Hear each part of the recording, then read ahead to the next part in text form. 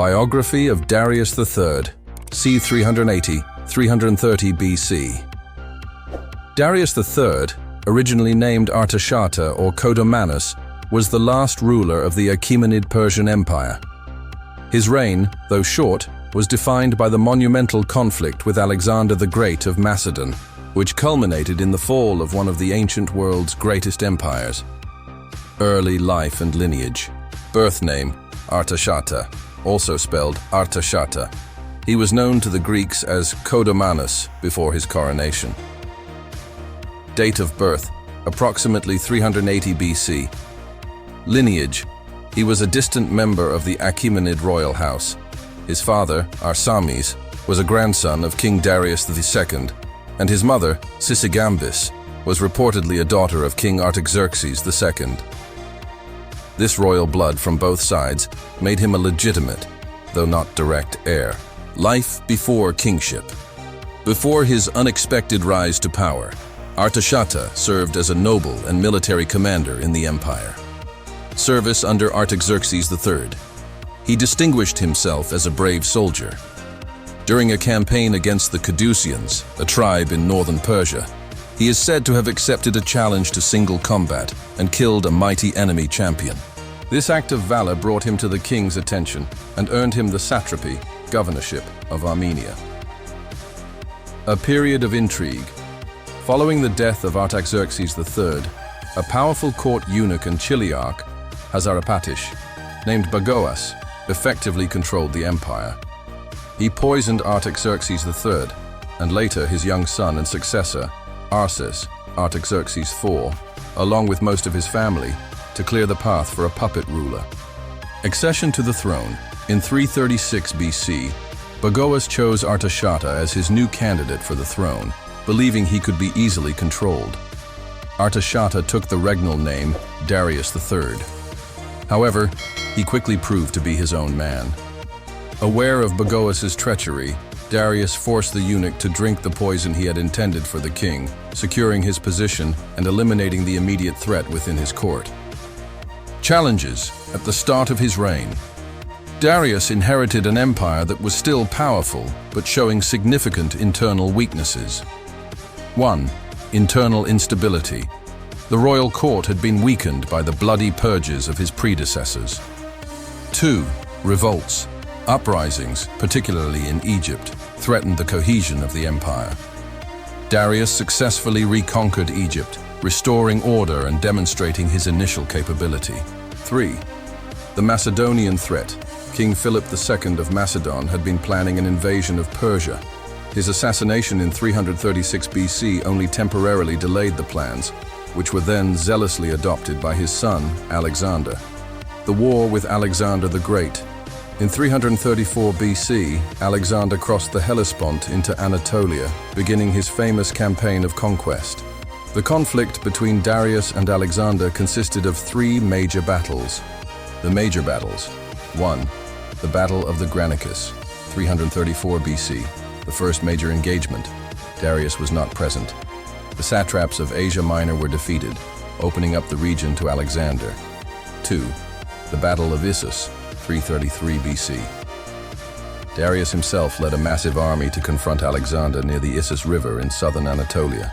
However, the narrow coastal plain nullified his numerical advantage.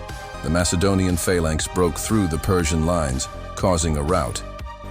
Darius was forced to flee, abandoning his family, his mother Sisygambis, his wife Statira I, and his children, who were captured by Alexander. Notably, Alexander treated the royal family with great respect. 3. The Battle of Gaugamela, 331 BC, the decisive confrontation. Darius chose a wide, flat plain near modern-day Erbil, Iraq, to maximize the advantage of his numbers and his feared scythed chariots. Despite a carefully chosen battlefield and a vast army, Alexander's superior tactics and the discipline of his troops led to a catastrophic defeat for the Persians. Darius once again fled the field, and his empire began to crumble. Flight, betrayal, and death. After Gaugamela, Darius fled east to the city of Ecbatana, modern Hamadan, and then further towards Bactria, modern Afghanistan, hoping to raise a new army in the eastern satrapies. Betrayal by his own, his authority had collapsed. Bessus, the satrap of Bactria and a relative of Darius, led a conspiracy of officers to arrest the fleeing king, imprisonment and murder. In July 330 BC, as Alexander closed in, Bessus and his co-conspirators stabbed the deposed king and left him mortally wounded in a cart by the roadside. They fled, hoping to bargain with Alexander. The end of an empire.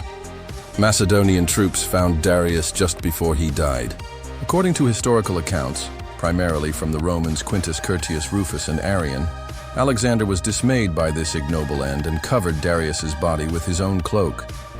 He gave the last Achaemenid king a full royal burial in the tombs at Persepolis, symbolically ending one era and beginning his own. Character and historical assessment. In Greek sources, classical historians like Arrian and Curtius describe him as tall, handsome, and physically courageous, but portray him as indecisive, lacking in strategic genius, and prone to panic in battle, especially in contrast to the brilliant Alexander. Modern assessment. Modern historians offer a more nuanced view. While not considering him a military genius, they recognize that Darius faced an almost impossible situation. He ruled an empire plagued by internal decay, satrapal disloyalty, and a military system that was outdated compared to the highly disciplined and innovative Macedonian army. His defeats are seen less as a result of personal cowardice, and more as the inevitable collapse of a weakened structure against an unprecedented military force. Family. Wife, Statera the Fern, who was captured at Issus and died in captivity in 331 BC. Children. Statera II married Alexander the Great in the mass wedding at Susa in 324 BC.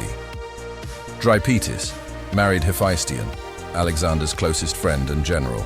A son, Ochus, who was also captured with his sisters.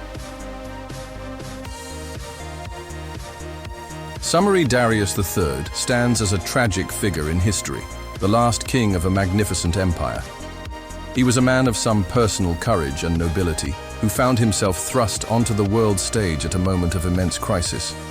His reign was consumed by a war against one of history's most exceptional military commanders. His ultimate failure was less a personal shortcoming and more the result of facing an irresistible force with an empire that was already crumbling from within. His death marked the definitive end of the Achaemenid dynasty and the beginning of the Hellenistic Age.